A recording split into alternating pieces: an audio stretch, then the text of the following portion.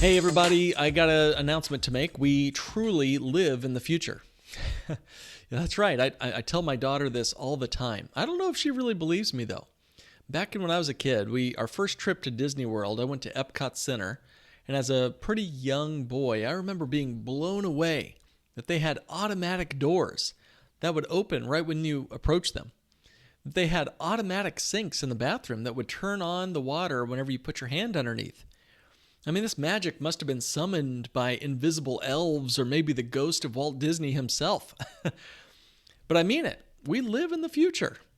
Something in our pocket, a smartphone, far exceeds anything Epcot Center ever had when I was a kid. In the digital age where we can swipe and scroll, it'll unveil a new window into somebody else's pretend life. You know what I'm talking about. Influencers on platforms like Instagram and TikTok and YouTube have become the new architects of the American dream. They show off luxurious vacations, high-end fashion, opulent rented homes on their polished social media posts. They present digital personalities like stagecraft. They're building a narrative that subtly suggests that they are the perfect picture of financial success and you are a failure. So this portrayal of constant glamour and endless wealth, I feel like it unfortunately paints an envious illusion for us average Americans, taking 5 minutes just to scroll through our social medias while waiting in line at the drive-thru for a value meal and picking lint off of our 10-year-old wool sweaters. Now, let me just say my bold opinion. Financial success is not what we see with our eyes on these social media myth machines.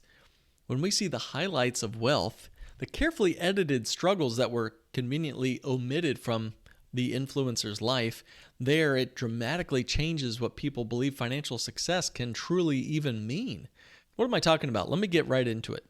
I recently stumbled across a Houston Chronicle article titled, quote, "What does financial success look like for Americans?" End quote. The article revealed that many Americans now believe, guys, get this, that you need an annual salary of $270,000 in a year and a net worth of $5.3 million just to feel financially successful. Wow. But even more to it. The true jaw-dropping statistic in this article shows that Generation Z, specifically, the young ones, feel that they're not financially successful unless they're making nearly $600,000 a year. That would be what would be necessary just to be successful in financial matters in this country. Now, earning $270,000 a year or even up to $600,000 a year just to feel successful. Are you starting to get the sense that it's unattainable?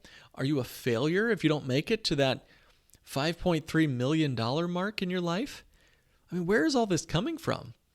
Well, it might seem ludicrous, but the mindset, I think, can be attributed to growing up with social media.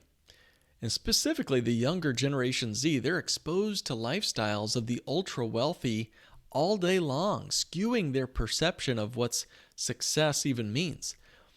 Now, when I say not your average financial podcast, I don't mean getting into the TikTok influencer lifestyle of the rich and famous. I'm talking about alternative ways of getting to success. And that's what I want in this episode to do. In this episode, I want to dive into the psychological dimensions behind these numbers in this Houston Chronicle article and the viability of actually achieving some of these numbers. Hopefully offering a roadmap for achieving true personal financial success beyond these benchmarks. Now, maybe you've seen the Netflix series Inventing Anna. Originally from Russia, Anna Sorokin moved to New York City where she posed as a wealthy German heiress named Anna Delvey. She created an extravagant persona showcasing a lifestyle filled with lavish parties, high-end fashion, and exclusive art events where, of course, she shared them all across her social media platforms. And she claimed to have a trust fund of over $67 million, and she went to all of the elite parties in New York City. Behind the facade, however, she was engaging in fraudulent activities. She scammed banks, hotels, even her own friends out of real money. And in 2017, she was convicted of multiple counts of attempted grand larceny, larceny in the second degree, and theft of services. and it led to her serving a real-life prison sentence. Now, of course, the damage has already been done. The average American's perception of their own self-worth, now comparing themselves to someone like her in front of a filtered camera, fraudulently showing off their rented Bugatti and their mansion in the Hamptons they rented by the hour online, the damage was already done. Now, psychologist Leon Festinger in 1954, this is a long time ago, suggested, almost 70 years ago, suggested that individuals determine their own social and personal worth based on how they stack up against their peers. And he called this the social comparison theory. And now social media platforms like Instagram amplify this process because they offer endless opportunities to compare your life with what others might appear to be living, which would be certainly a much more glamorous or successful life. Now combine that with the fear of missing out, which is another psychological disorder we've talked about on this show, and the original human vice of envy. That's one of the 7 deadly sins, of course. And you'll start to see all these unfortunate, unhealthy ramifications Americans are now having to deal with as they're exposed to all this proposed wealth online. I mean, really, the human mind and heart was simply not meant to deal with the comparison of Uber influencers from around the globe. Humanity got its start in small little villages of maybe 30 to 100 people. And you could compare yourself with the Joneses up the street, I guess, in that context. But now, with the visibility of success stories on platforms like Instagram and TikTok, it forces us to see the whole world all at once.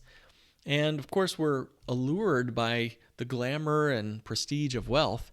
And now our neighbors in our quote-unquote village include global influencers on private jets.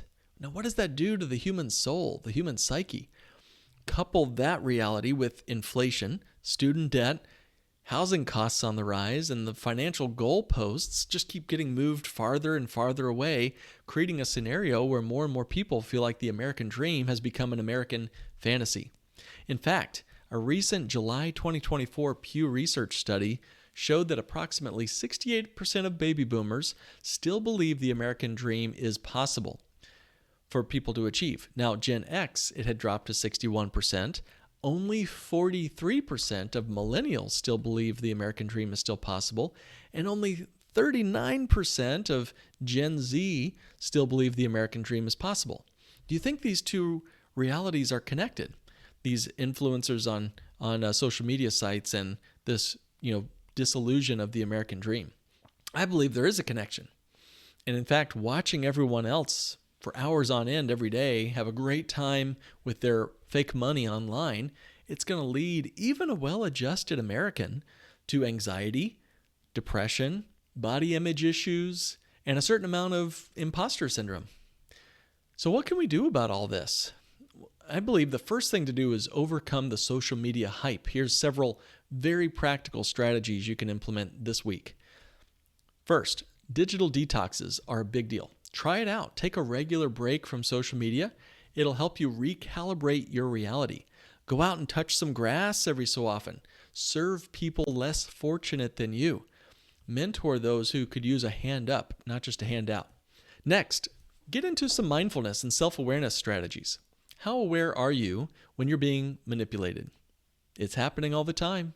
Notice your reactions to what's showing up in your news feeds and recognize that you are implicitly comparing yourself to something or someone else. Just awareness alone helps you manage your emotions better. Number 3, if you're having severe psychological trouble with all this, please stop this podcast episode and go reach out to a mental health expert. They can help you if you're dealing with severe anxiety or depression or addictive behaviors around social media use. It is okay to ask for help. No man is an island, so you can do this. Number 4, last one, set boundaries. As a result of me going through this episode, just getting ready for it, I personally have decided to put a limit on these types of apps on my phone. I've uninstalled a bunch. I've put a time setting on some others. You probably have this setting on your smartphone as well. I highly recommend taking steps to block access to social media where you're being exposed to lifestyles of the rich and famous. And if your brain doesn't always realize that it's being manipulated, so take a minute when you're not in the soup of it all to limit access. Put a timer on your phone. Maybe it's 20 minutes, maybe it's an hour a day. Do something to dial back how much you're exposing yourself to these manipulations. In addition, if you feel like you're behind, there are some risks that I want to make you aware of. I'm meeting more and more people who've lost it all on their last investment. Or maybe they had a medical emergency, or they lost their job, or they saw their retirement savings crash in the market. And their temptation is to put more and more money on riskier and riskier bets to try to make up for lost time. Let me say this as clearly as I can. It won't work. Don't fall for that trap. That's right. It's impossible to catch up when you've lost money in the past. You can't do it. It's gone. Now the question is, are you going to make smart choices with the remaining money you have today? Imagine yourself trying to catch a bunch of eggs. And maybe your full-time job is, don't let the eggs hit the floor. But the problem is, these eggs are coming at you, and maybe you have to catch an infinite number of eggs before they hit the ground. You can't just get better at catching eggs, right? You have to figure out a better way. You have to figure out who's throwing the eggs and get them to stop. So this means when you're faced with an impossible scenario, like trying to play catch up to get to retirement, or to try to look like your favorite influencer online, or just to make it to $5.3 million, let's say you're 61 years old and you're in debt up to your eyeballs, you cannot just get marginally better at picking mutual funds, or even worse, putting all your pennies on the latest crypto craze or scheme that you can find. Instead, set those eggs down. Go figure out who's telling you to live that Instagram lifestyle or achieve their level of success, and unfollow them. You might have all sorts of creative ways to live financially and successfully without having to keep up with the Joneses on TikTok. Now, we have clients who are living off a very modest income and living very simply, but they're having a full and fulfilled life. Some live here in the United States. Some have chosen to live in other countries where there's a much lower cost of living. In fact, I've seemed to have picked up a knack for helping people pick and find international destinations to retire. If you want to learn more about this, please reach out to me at notyouraverageFinancialPodcast.com. Click on Request a Meeting and mention that in the introduction phone call we can set up for you. For 15 minutes, we can figure things out. And by the way, another article by Reader's Digest shows the 10 secret places the real rich people are hiding their money. No, this is not the Instagram financial experts who are renting their Bugattis, but it's the real wealthy people who are shielding their earnings from the public and, importantly, from the IRS. So this is the millionaire next door, you might say. Here's a couple of the top 10 places. I'm not going to read them all from that Reader's Digest article. Number 1, play hide and seek with Uncle Sam. So this is not just about getting the standard deduction, but according to former Treasury Secretary Lawrence Summers, along with finance professor Natasha Sarin, the top 1% of taxpayers will avoid more than $5 trillion in taxes over the next decade. Next, business deductions. Again, the wealthiest people are usually the ones that aren't flaunting it on TikTok, but they're hiding it among a business or multiple businesses. You do not have to be wealthy to use this method. You could maybe just start a side hustle and create a legal business which allows you to deduct many of your real expenses. You can write off losses that the business is incurring, and you can eliminate taxes in many ways through your business and through hiring employees and investing in real estate, which we'll talk about next. Number 3, hiring family members. Keep that money in the family.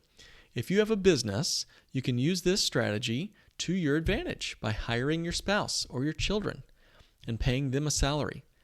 Your business gets a write-off, and your spouse or child gets to put that money into a tax-favored vehicle. Let's say they put it into a bank on your self-designed life insurance policy.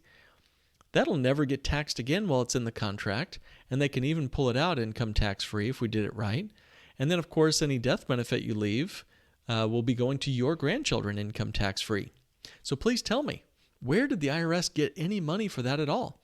In fact, didn't they give you a business deduction when you put the money in there in the first place? That's an unbelievable lifetime, multiple lifetimes of tax-advantaged hidden income. Again, we're not flaunting that on Instagram or Facebook. Number 4, real estate is a long-standing tradition for the super wealthy to kill off capital gains or at least defer them for a long time. So you can use strategies like a 1031 exchange and a lot more. Cost segregation studies are becoming more popular. So look into all these real estate options to help you stash away some significant cash in real estate. Number 5, again, life insurance. That's right. Reader's Digest itself, the magazine, points to life insurance, specifically permanent cash value whole life insurance, as another place the rich put their money. Contributions are not limited in life insurance by the government, like is the case with 401ks or other IRAs or qualified plans. And when you take money out of life insurance policies, you can remove it as a tax-free loan against the policy's death benefit. And of course, when you pass away, it's a way to regenerate that wealth you spent and leave the remaining death benefit to your family, again, income tax-free. Anywhere else that you're aware of that allows you to regenerate wealth automatically when you pass away, giving you the permission slip to spend it now? Not even TikTok influencers can hold a candle against some of this. And guys, there's so many more. Offshore accounts, shell companies, jewelry, lots more places the wealthy keep their cash. The point is, don't do what you see other people who look rich on social media are doing. Instead, do what the real rich are doing behind closed doors. If it's legal and the wealthy are doing it, you're likely to be on the right track. Now, here's the good news. You can be financially successful without having to fit the mold of the typical Instagram promoter. Redefining financial success does not necessitate reaching for these super high financial goals like 5.3 million in that specific number. I hope you go higher than that, honestly, but the key is that your financial goal, or is it just something that you heard on the news or on TikTok? So success can be very personal. It can be tailored to your life's vision rather than some societal expectation. There's a strategy that we've talked about on this podcast called Bank on Yourself. It uses whole life insurance as a savings vehicle with several advantages. So unlike the volatile stock market, whole life insurance grows in a stable and predictable way. You can borrow against the cash value for significant life events or even investments without disrupting the compound growth in your financial plan. And meanwhile, the policy continues to grow uninterrupted all along the way. This is a way for you to look like a TikTok influencer without having to break the bank. Although I wouldn't recommend using your policy for purchasing tamed Bengal tigers, solid gold Humvees, or caviar brunches, however. So furthermore, the policy's growth is tax-deferred and loans are tax-free as you take back the money, and it can be repaid when you pass away from the larger death benefit. So all this provides a strategic advantage in your wealth plan. And while you're on the way to reaching your financial success without taking a bunch of unnecessary risk, maybe success begins to look more like keeping your family together, or maybe it looks more like achieving a certain health status or a BMI, for example, or a weight on the scale. Maybe it looks more like living to age 100 and never running out of income. Maybe it's playing on the floor with your great-grandchildren. Guys, you get to define your own success. So how would you define success in your life, financial success? How do you understand the American dream? The reality is no one has a claim on what makes you successful. Only you get to define that.